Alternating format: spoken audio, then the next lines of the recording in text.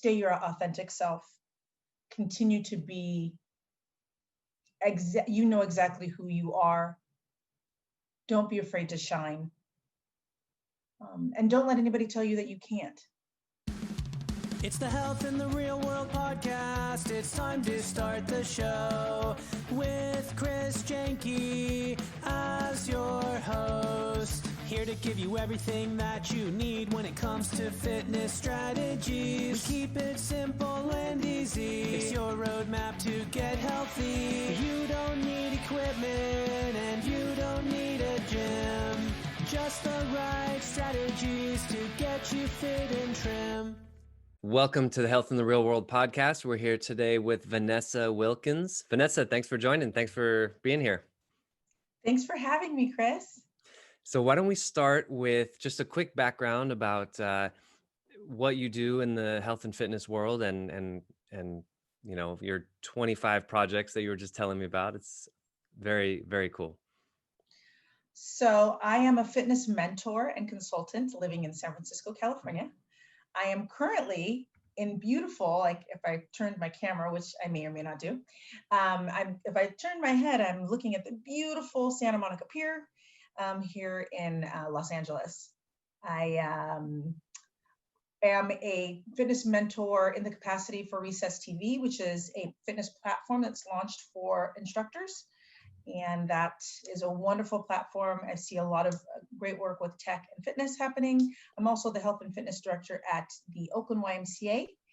And just getting started, a group of women really working to pull my community together because of what's happening with COVID. Black and brown people are affected by this pandemic a lot more than most and some. So we're starting something called Spectrum, which is a coalition of all fitness folk. Yes, of the brown persuasion. Yes. And you mentioned the good news that the Oakland YMCA is opening up on Monday. That's awesome. Oh, yes. Yeah. I'm happy and excited and really nervous because there's so many new systems. Yes. So many checkpoints, so many. I've recently just like a week or two ago joined the local gym just a block away from my house because they're the only place open right now. And it's like 25% capacity. So you have to check in and check out. You have to work out with a mask on. Kind of like a doctor's visit though. Every time I go in, I know, okay, I don't have a fever. I'm good. And the one day they turn me away because I have a fever, maybe I'll say, okay, maybe I should rest in bed because I'm sick. So, but yeah, definitely a whole new everything, right? It's just a whole new world. And I do not believe we should go back to the way things were working. I felt a bit like a hamster on a hamster wheel in the fitness world. It seemed like the same thing over and over. We weren't evolving, I think, quick enough to keep up with the times, but the world has sort of slapped us in the face and now we are forced to change how we not just clean, but how we operate. Right. Well, I've been telling my clients recently, when, a year ago you'd walk into a gym and whoever's giving you the tour of the gym would go on and on about how great the trainers are. Right. And now you go into a gym, they're giving you the tour and that tour guide's going to go on and on about how great the cleaning crew is. That's the selling point now. It's like, we have the cleanest gym around. And yeah, gyms are stinky. Gyms are gross sometimes. So it's good to evolve and raise the bar a little bit, right? Yeah, I agree. I also feel like our gyms, most of the gyms work on churn and burn models. Right. You familiar with this expression? Yep. I'm not sure if your audience is, but I'm assuming this audience is are mostly fitness people. But for those who aren't, churn and burn model really, we depend on, at least those clubs or companies depend on you not showing up. They want to take your membership and just hope you don't show up and just collect your monthly dues. Yeah. So I feel like we were really doing our communities a disservice by continuing to reinforce this model. So I'm glad to see that is not necessarily the focus. Health and wellness can really be the focus. Yeah. And I think you're right. It kind of put us in a position where we can redefine the, I guess, the path to health and wellness, right? Before, if somebody wanted to get healthy, it's like, okay, well, I'm just going to go join the club. And now there's so many more options. I think, there's obviously now a lot of things are online, but it's like, oh, I can join this type of class, or I can join that type of class, or I can join this completely other business model. And there are a lot of options, right?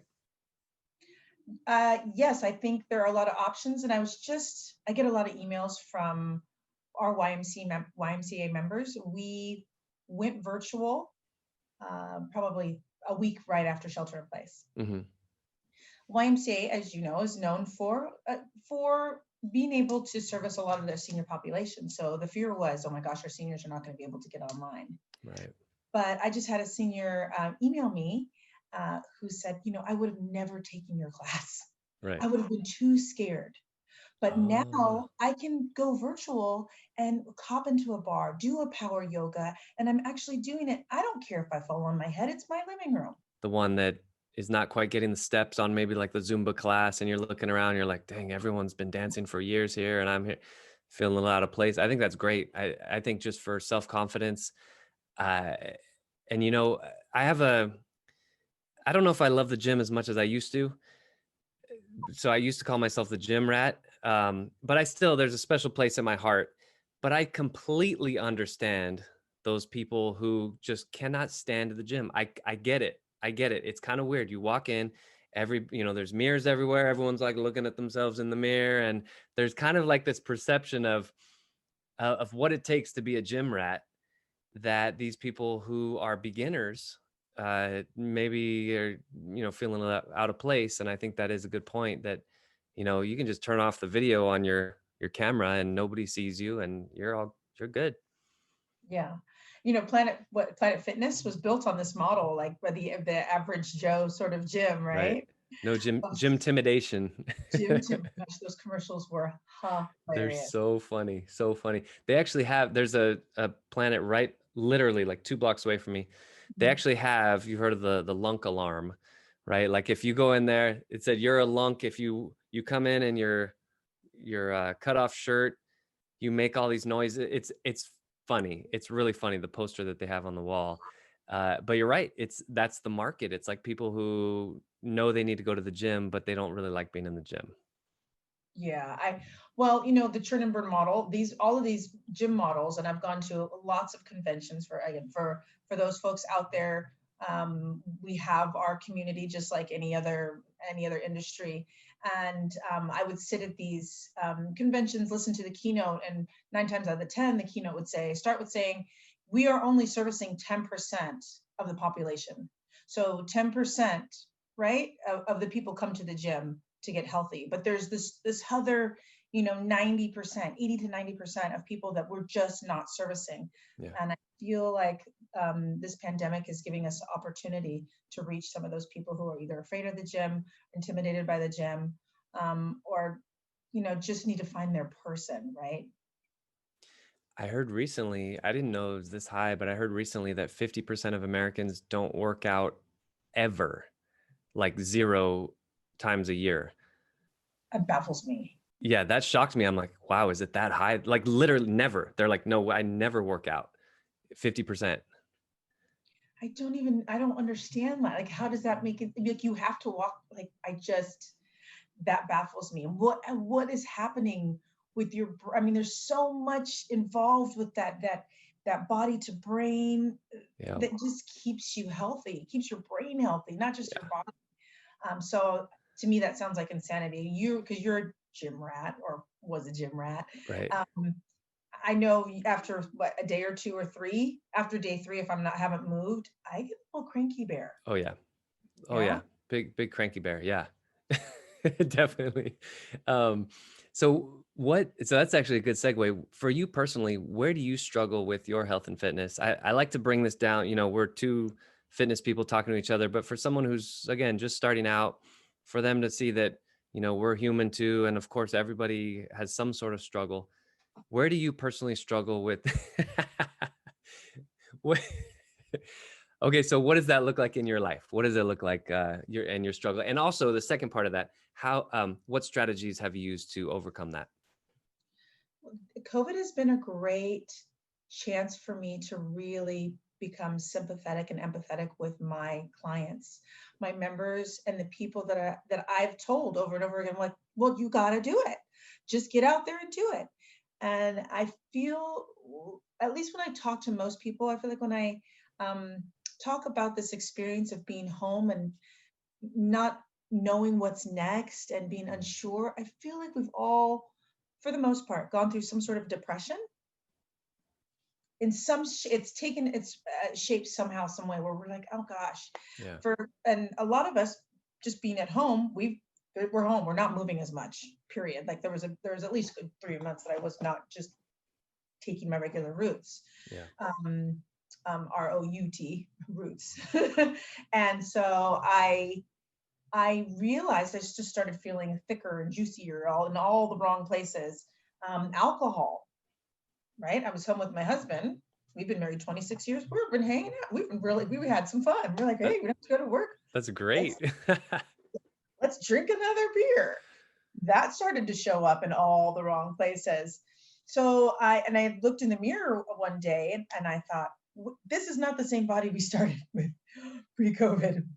So I had to really pull into my toolbox of fitness knowledge and health and wellness knowledge and start to heal myself and my spouse. Like we can't keep doing this because this is just a downward spiral. Right. So for me, the toolbox is stopping and reassessing. And it's not about necessarily looking in the mirror. I actually felt it first. I just didn't feel right. Yeah. And I think that's part of that depression cycle too. Not feeling good in your own skin, or just the knee hurting too much. Who cares if that maybe you're not going to look like a supermodel, but like, does the knee need to hurt all the time? Does the back need to hurt? That just seems silly. We can prevent all of that. So, yeah, that's the human part of, me. I'm human just like everybody else. And yeah, this has been hard. It's been challenging. Yeah. I like how you describe it as kind of a circular, it is very cyclical, where something happens, it just kind of rocks you a little bit. We're more sedentary, and it's not just you. I think I heard somewhere that alcohol consumption was up like 40% in the first month. And that's just, understandable. Again, it's like, well, what are we going to do? All right, let's pop another one. And you look back after a couple months of doing that. For me, it was in college where I've admitted it so many times, it's not even a big thing anymore. I would have maybe 3-4 nights a week, I'd have a full pizza from Domino's, because Domino's Pizza accepted our meal money from college. So I'd have like a little meal card. They delivered it right to my dorm room door. Full large Hawaiian pizza and a 6-pack of Bud Light. It was, you can imagine how, I had all my fat stored in my neck. It was hilarious. But yeah, one thing happens, it leads to another. You stop moving a little bit, that knee hurts. You're like, maybe I'm not going to go on that walk today because my knee's tweaked, and maybe I'm not going to do that ab workout because my back's feeling a little bad. And then before you know it, you're a couple times around that wheel, and it's hard to stop the spinning, right, of that wheel. Yeah, it's definitely a recipe for disaster, because you become, by being sedentary, you become more sedentary. Yeah. By being sedentary, you hurt more, and so then it takes work. So for me, just running again, I think I took a video. I'm probably going to post it after this of my first run attempt at running. I was like, I've gone for 10 minutes. What is going on? I'm at like a 5.5. Usually I'm like 7.0 pace, right? Like at a 5.0 pace, I'm just dying here. So I could imagine, again, that empathy and that sympathy for my clients who just, it's a struggle, and it's a struggle for all of us, no matter who we are. Yes, absolutely. And it's a constant struggle. I remember I started really thinking about this about 4 or 5 years ago. I just turned 40 this year. And during COVID, I was going to have this huge party. Like, I'm getting in touch with all these friends from high school and stuff. Mm-hmm. COVID hits. I'm like, well, I guess we're going to have a Zoom party. That'll be fun. But I'll do a big one at 50. But But when I was about 35, 36, I started thinking about what life was going to be like at 40. And I thought, okay, I still want to be active, but I want to slow down a little bit, pull back a little bit because I'm a little worried about overtraining. Now that I'm here, I'm way more worried about undertraining. And so if I'm debating in my head, should I do the workout or not? I will always say yes. I'm going to go do the workout because, sitting on your butt is more dangerous than manual labor. And I need to keep pushing, pushing, pushing. Not that I want to overdo it and hurt myself, but just I see that tendency in people that, you skip one, it's kind of easy. You skip two, it just becomes easier and easier as you go down.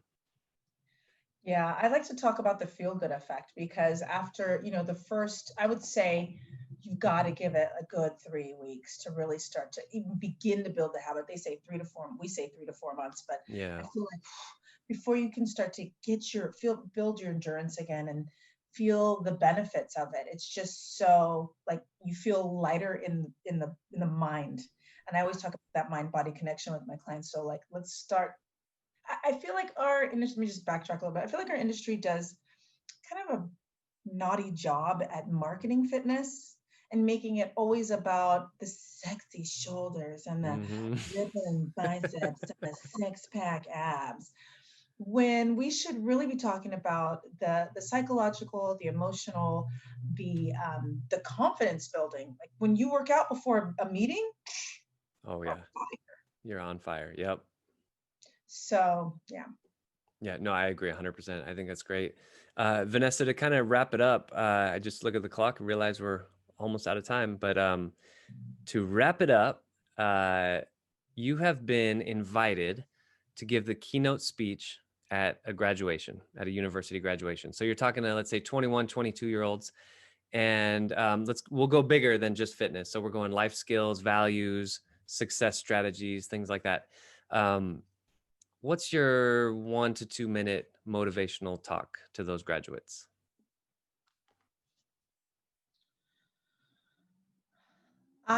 In my younger years, was looking for validation from others. As I've aged, and age is a great teacher, I've noticed that I have all the answers. They're within me. I do not need to seek validation from the outside. And this is really difficult with now social media when that's exactly what we do, right? I'm suggesting that we stay your authentic self, continue to be, you know exactly who you are. Don't be afraid to shine. And don't let anybody tell you that you can't. All of those things, I think that's what I'd share. Probably expound on it a little bit more, but go get them. Nice. Vanessa Wilkins, how do we get a hold of you on social media, website, if somebody wants to work with you? I'll make it simple for you, Chris, and the rest of you out there. So you can find me. My website is www.vanessawilkins.com. That's WILKINS. My handle on Facebook and Instagram is Fitnessa415. Fitnessa415. And let's see, I am on Recess TV, which is that platform I talked about earlier, which is it's Zoom for fitness professionals. It's got some gamification within the app that's super fun. So you can find me on Recess TV if you want to take a class. I don't teach as much. I do more mentorship for fitness pros, but I do teach 1 or 2 classes. And yeah, you can go to the Oakland if you're local, come to the Oakland Ymca. It's a great association. We've done a lot for the community at large. So donate. If you're wondering where you want to donate your money, donate. My CEO with the nonprofit organization, YMCA. Yep. We've been feeding people and taking care of kids and frontline workers who have children. We've been making sure all of that happens. So yeah, I'm proud. That's great.